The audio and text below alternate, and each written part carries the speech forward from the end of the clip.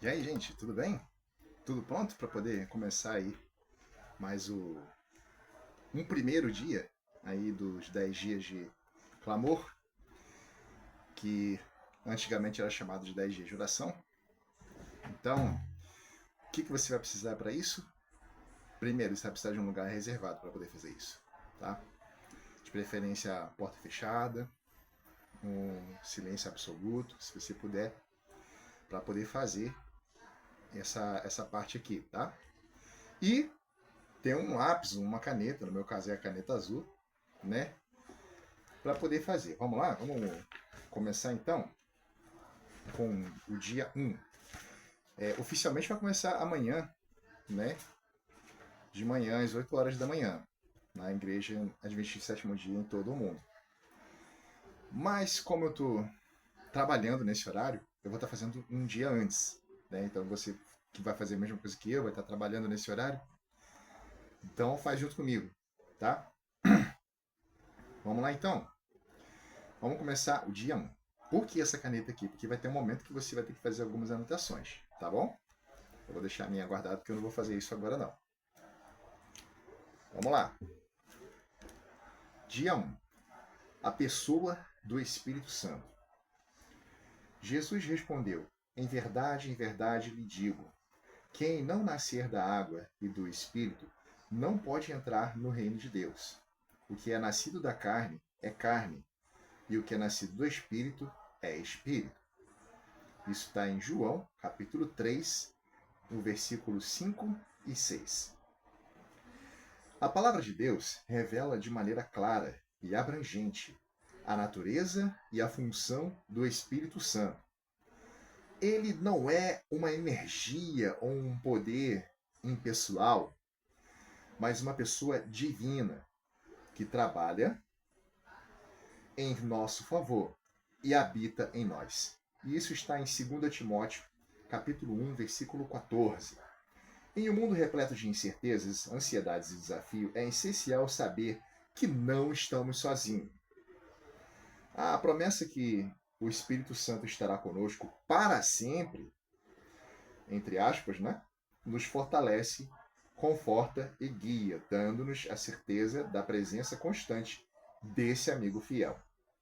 Na Bíblia e nos escritos de Ellen White, encontramos muitas evidências da personalidade do Espírito Santo, revelando que ele tem inteligência, emoções e vontade. Lembrando que todos os três da Trindade têm o seu papel. Deus como Criador, Jesus como nosso intercessor e único mediador, somente por ele chegamos a ter acesso ao Pai, tá? E o Espírito Santo que tem duas funções. Primeiro, consolar de nossas dores, tanto física quanto emocional. E segundo, te inspirar a fazer o bem, tá? Vamos lá.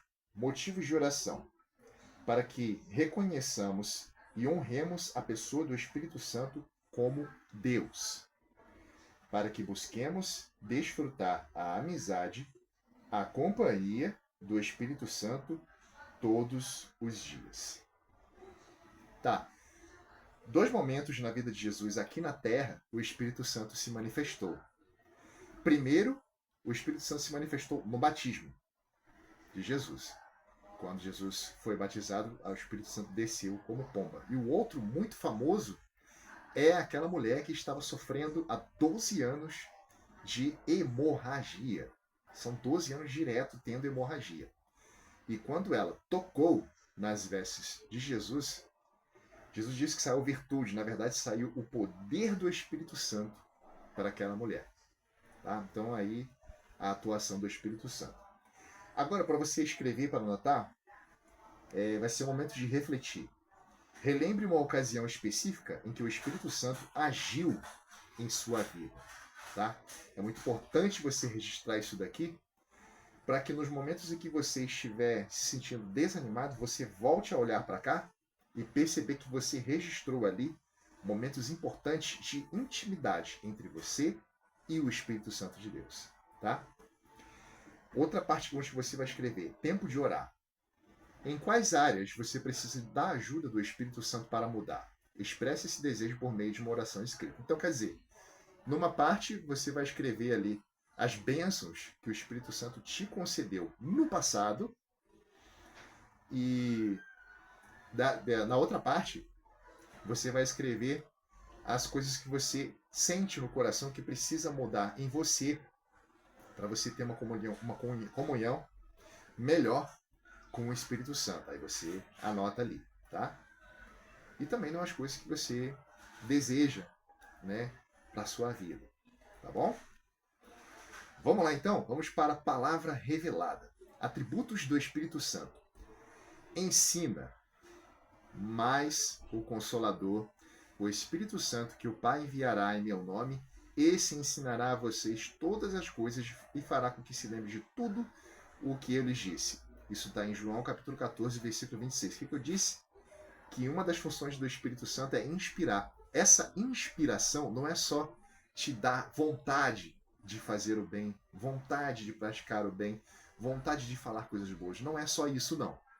A inspiração, ela também te conduz à palavra de Deus, através das coisas que você já ouviu, né, do pastor, ou alguma pessoa que falou, ou um professor da escola sabatina, ou qualquer situação que você tenha memorizado, que o Espírito Santo fez questão de guardar isso aqui na sua memória e no seu coração. Tá? Continuando aqui. O Espírito Santo ensina, o Espírito Santo fala. Enquanto eles estavam adorando o Senhor e jejuando, o Espírito Santo disse: Separem-me agora, Barnabé e Saulo, para a obra que vos tenho chamado. Atos capítulo 13, versículo 2. Outra passagem também é, se eu não me engano, acho que é de João, que quando Jesus pergunta, dizem que sou Elias, dizem que sou Abraão, e vós, quem disseis que eu sou? E daí vem a palavra, tu és o Filho de Deus, o Cordeiro que tira o pecado do mundo. Se não me engano, acho que foi João que falou. É muita informação na cabeça, a gente não consegue gravar tudo, mas se eu não me engano, se não foi João, foi Pedro, foi um ou outro que disse essa palavra aí, que na verdade não foi ele que falou. Como ele iria falar um negócio desse com tanta profundidade de palavras e detalhes, sendo que eles eram simples pescadores, pessoas pobres, pessoas iletradas, que não tinham ideia de como falar uma linguagem específica, uma linguagem mais complexa, né? Então, quer dizer, só pode ter sido uma coisa do Espírito Santo. E aqui também foi uma coisa, né, do chamado da obra de uma forma assim poderosa. O Espírito Santo ensina, o Espírito Santo fala, o Espírito Santo testifica. Quando, porém, enviar o Consolador, que eu enviarei a vocês da parte do meu Pai, o Espírito da verdade, que dele procede, esse dará testemunho de mim. João 15, 26. Ou seja, a verdade, ela liberta você da escravidão da mentira. Pronto! Eu acho que já foi o suficiente para você entender o significado amplo da verdade. Tá? Vamos lá. O Espírito Santo ensina, fala, testifica e intercede. Também o Espírito nos ajuda em nossa fraqueza, porque não sabemos orar como convém, mas o próprio Espírito intercede por nós com gemidos inexprimíveis. Isso está em Romanos 8, versículo 26. Então, quer dizer, olha a ação da Trindade aí. O Espírito Santo ele inspira você para poder querer orar, mas aí você pode escolher entre orar ou não. Se você vai resistir ao chamado ou se você vai ceder ao chamado. Se você ceder ao chamado, o Espírito Santo vai com você em oração. E aí ele te ajuda a fazer o pedido para chegar até Jesus. Jesus mostra o buraco em sua mão. Isso aí vai estar aparecendo, tá? Para quem não sabe, quando Jesus voltar, ele vai aparecer como ser humano, como esteve aqui na Terra, mas sendo juiz e Deus ao mesmo tempo. Só que aí ele vai mostrar a sua mão, que vai estar furada no meio, por causa do cravo na cruz. E o pé também, tá? Para testificar de que ocorreu isso com ele na cruz. Tá? Então, Jesus ele mostra esse buraco para o Pai e fala: Pai, por mim, por esse servo aí que está orando por mim, por nós, que o Senhor olhe para o meu sacrifício e não para a fraqueza dele e não para o jeito que ele é. Porque se Deus olhasse para nós diretamente, vendo a nossa oração, não teria efeito nenhum. Mas como ele olha para Jesus primeiro, aí Jesus olha para sua mão e mostra para o Pai. Então essa é a importância de testificar, tá? Então vamos lá. O Espírito Santo ensina, ele fala, ele testifica, ele intercede e ele guia. Porém, quando vier o Espírito da verdade, ele os guiará em toda a verdade. Ele não falará por si mesmo, mas dirá tudo o que ouvir e anunciará a vocês as coisas que estão para acontecer. João 16, versículo 13. Então, quer dizer, a verdade está na Bíblia, certo? Tudo que não procede da Bíblia, o Espírito Santo vai nos alertar. Isso aqui não é a palavra de Deus. Isso aqui é a palavra de Deus. Ele vai dar a orientação, vai ser o nosso guia, tá? Então o Espírito Santo ensina, fala, testifica, intercede, guia e ele pode ser entristecido. E não entristeçam o Espírito Santo de Deus, no qual vocês foram selados para o dia da redenção. Efésios 4, versículo 30. Como que a gente entristece o Espírito Santo? Eu acho não. Esse é o único pecado que não tem perdão. Nem Jesus é capaz de perdoar esse pecado, que é o pecado de ferir o Espírito Santo. Porque o Espírito Santo, ele não fica o tempo todo atrás de você, tá? Ele dá algumas oportunidades para que você, em sua sã consciência, possa perceber que o Espírito Santo está ali com você. Só que não é para sempre, né? Vai chegar um momento em que isso não vai mais acontecer. E a gente não sabe que momento é esse. Ele vai dando oportunidade. Vai te chamando, filho, vem para casa. Vem pro meu pai. Vamos orar. Vamos na igreja. Fica te chamando, dando oportunidade, dando sinais para você. E aí vai acontecendo isso. Conforme vai passando o tempo, isso vai acontecendo de novo, e de novo, e de novo. Mas vai chegar um momento em que isso não dá mais. Porque fica um certo período do tempo resolvido de que não tem mais jeito para você. E aí o que vem depois disso? A morte. Quando não tiver mais jeito para você, vem a morte. Tá? Enquanto há vida, há esperança. Essa frase nunca foi tão bem colocada como agora. Tá bom? Então, vamos lá. Então, o Espírito Santo ele ensina, fala, testifica, intercede, guia e pode ser entristecido. Continuando aqui nossa reflexão. É possível mentir a ele? Então Pedro disse, Ananias, por que você permitiu que Satanás enchesse o seu coração para que você mentisse ao Espírito Santo, retendo parte do valor do campo? Atos 5, verso 3. Na verdade, a gente consegue mentir para todo mundo, até para nós mesmos, mas para Deus não. É impossível mentir para Deus. Deus conhece toda a situação, tá, que nós estamos vivendo aqui, conhece o que está aqui passando pela tua cabeça, conhece o que está no teu coração, conhece o que suas mãos fazem. Então, quer dizer, isso vale para tudo na nossa vida. Mentir para o Espírito Santo é ainda pior do que não ouvir a sua voz. Certo? Vamos lá então. Na fórmula batismal, que está em Mateus capítulo 28, versículo 19, e na bênção apostólica, 2 Coríntios, capítulo 13, verso 13, o Espírito Santo é mencionado ao lado do Pai e do Filho, o que indica sua igualdade em natureza e divindade. Ele esteve presente na criação, como está em Jó, capítulo 33, versículo 4. Além disso, teve papel de destaque na encarnação e no batismo, no ministério e na ressurreição de Jesus. Vai anotando aí, porque é muita passagem bíblica. Se a gente for ler as passagens bíblicas, isso aqui vai virar um sermão de 1 hora, né? Então eu quero encurtar bastante o tempo, e por isso que eu falei para você segurar uma caneta aí, vai anotando aí as passagens. Lucas 1, verso 35, Mateus 3, verso 16, Lucas 4, versículo 1, Romanos 8, versículo 11. E na capacitação da igreja cristã, Atos 1, versículo 8, Atos 16, versículo 6 e o 7.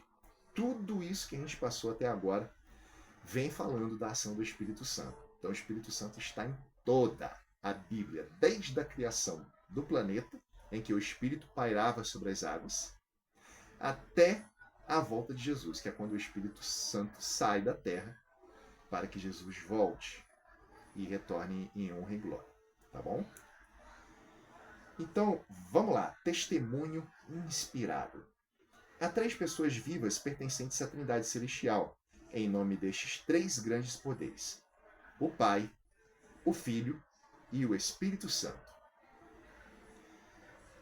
Aqueles que recebem a Cristo por fé viva são batizados, e esses poderes cooperarão com os súditos obedientes do céu em seus esforços para viver a nova vida em Cristo. Isso está no livro Evangelismo, página 426. O mal vinha se acumulando por séculos e só poderia ser restringido e resistido pelo eficaz poder do Espírito Santo, a terceira pessoa da Trindade, que viria com uma energia não modificada, mas a plenitude do poder divino. Isso está em Testemunhos para Ministros, página 287. Lembra que eu falei sobre a diferença entre eficácia e eficiência? Está no vídeo anterior, tá bom? Dá uma checada lá que eu expliquei sobre essa diferença aí. É importante saber sobre a nossa língua portuguesa para poder entender o que está sendo dito, o que está sendo escrito, o que está sendo pronunciado ali. Então é importante, tá? Vamos lá. O Espírito Santo é o sopro da vida espiritual na alma. A comunicação do Espírito é a transmissão da vida de Cristo. Ele reveste com os atributos de Cristo aquele que o recebe. Isso está em O Desejado de Todas as Nações, página 645. Vamos lá que não acabou ainda não. É o Espírito que torna eficaz e que foi realizado pelo Redentor do mundo. É por meio do Espírito que o coração é purificado. Por ele, o crente se torna participante da natureza divina. Cristo deu seu Espírito como um poder divino para vencer toda tendência hereditária e cultivada para o mal e gravar o próprio caráter em sua igreja. Isso está no Desejado de Todas as Nações, página 540. Então, quer dizer, em todo momento do ministério de Jesus, Deus Pai e o Espírito Santo estava ali, presente, observando, agindo, cada um contribuindo para que acontecesse perfeitamente todo o ministério de Jesus. E foi, sim. Todo o ministério de Jesus aqui na Terra foi perfeito, sem nenhum erro. Não é à toa que todas as suas obras, todas as suas falas foram registradas e foram perpetuadas até a eternidade, porque tudo foi muito perfeito e muito bom. Tá? Engraçado que enquanto Deus criava a terra em seus detalhes, ele dizia que era bom. Né? Quando ele criou o ser humano, ele disse que foi muito bom. E com certeza, as pessoas que irão ver Jesus voltando e serão acolhidas pelos anjos para poder subir até ele nas nuvens do céu, com certeza essas pessoas têm no coração, tá, que tudo o que Jesus fez em seu ministério aqui na Terra foi muito bom. Tá? Por isso, vamos passar para a parte da vida transformada. O fato de o Espírito Santo ser uma pessoa indica que nosso relacionamento com ele deve ir além do mero formalismo e da religiosidade superficial. Devemos tratá-lo como um amigo íntimo, um conselheiro sábio e um companheiro constante. Isso implica que devemos ouvir a sua voz, assim como o Espírito Santo falava à Igreja Apostólica em Atos 13, versículo 2, devemos estar atentos aos sussurros e às impressões que ele deixa em nossa mente. Isso pode acontecer por meio da leitura da Bíblia, da oração, ou até mesmo de uma intuição clara em momentos de decisão. Então tá aí. Lembra que eu falei que o pecado que não tem perdão, que é não ouvir a voz do Espírito Santo? E aí, meu amigo, minha amiga, não tem essa de ser bonzinho, não tem essa de fazer caridade, e você não dá ouvido ao que o Espírito Santo está querendo te falar. Porque o que ele quer é te ajudar no processo de santificação. Ele não quer te incomodar, te perturbar, te atormentar. Ele não quer fazer isso. Ele quer te ajudar no processo de santificação, para você andar no caminho certo, para você praticar o bem e para você não ficar pensando só em si mesmo, para você pensar em si mesmo também, né? E amar ao próprio Deus. Tá? Então, quer dizer, o Espírito Santo está para nos ajudar, mas para isso nós devemos ouvir a sua voz. Enquanto ainda se pode achar ele falando com você, tá? Já expliquei isso anteriormente, não preciso ficar redundante aqui, né? Você já entendeu. Continuando aqui, o Espírito Santo. Nós devemos ser sensíveis aos seus sentimentos. A afirmação de que o Espírito Santo pode ser entristecido, que está em Efésios capítulo 4, versículo 30, é um chamado poderoso à santidade. Nada do que somos ou fazemos passa despercebido aos olhos dele. Isso nos motiva a abandonar o pecado e a cultivar virtudes como paciência, domínio próprio e amor, buscando viver de maneira que lhe agrada. Tem 3 passagens bíblicas que falam sobre esse entristecimento. Primeiro, Deus que se arrepende, que na verdade eu deveria considerar isso como entristecer, porque Deus não se arrepende das coisas que faz, ele não faz coisa errada para se arrepender depois. A tradução foi errada, foi equivocada, a tradução correta seria entristecer. Deus se entristeceu de ter criado o ser humano porque chegou numa pecaminosidade enorme de que as pessoas não querem mais saber de Deus. Tá? Muita gente está assim hoje em dia. Isso com Deus. Com Jesus. Jesus, quando olhou Jerusalém, Jesus chorou. Chorou porque sabia que ali deveria ser o lugar onde ele deveria ser aceito e ele seria rejeitado, ele já sabia disso. Né? Então, por isso que quando ele se deparou com Jerusalém, ele chorou. Que era uma casa que estava se afastando de Deus. E no Espírito Santo. Né? Quando você não dá ouvido ao Espírito Santo, ele fica triste com você. E aí, quando você entristece o Espírito Santo, o que ele faz? Ele se afasta de você e você não tem mais chance nenhuma de se achegar a Deus. E aí vem a morte para você. Tá bom? Foi redundante? Foi, mas é importante falar de novo isso daqui para poder reforçar essa parte aqui do entristecimento do Espírito Santo que foi repetido aqui. Tá? Então quer dizer que isso é importante relembrar. E por último, permitir sua intercessão em nossas orações. A Bíblia nos revela que o Espírito Santo intercede por nós com gemidos inexprimíveis. Está em Romanos 8,26, diante do Pai. Isso é verdadeiramente libertador. Muitas vezes não sabemos como orar ou o que pedir. A certeza de que o Espírito Santo está presente traduzindo nossos anseios mais profundos e nossas palavras imperfeitas em orações perfeitas. Nos dá confiança e paz em nossa caminhada com Deus. Um exemplo disso foi Ana, mãe do profeta Samuel. Ela queria muito ter um filho. Então, ela pedia. Chegou um tempo que ela pediu com tanta fé e com tanta força de vontade que queria ter um filho, que ela chegou a chorar em meio ao choro. Ela estava ainda com força para orar, resistindo à tentação de desistir. Ela continuou. Tanto que o sacerdote perguntou para ela: mulher, por que você está bêbada dentro do templo? Vai embora. E ela falou: não, eu não estou bêbada. Meu coração está entristecido, se entristecendo, porque eu quero muito ter um filho, mas eu não vou desistir. E aí ela teve a bênção dela. Tanto que a promessa que ela fez é que se ela tivesse um filho, ela dedicaria totalmente ao Senhor. Foi o que aconteceu. Ela teve o filho, amamentou ele e entregou na mão do sacerdote. Então, é isso, gente. Vamos para o desafio missionário? Pega aí sua caneta e o seu lápis para poder escrever. Ore por 5 pessoas pedindo a atuação do Espírito Santo na vida de cada uma. Diga-lhes que orou por elas e pergunte como estão. Anote os nomes aqui. Então vamos lá.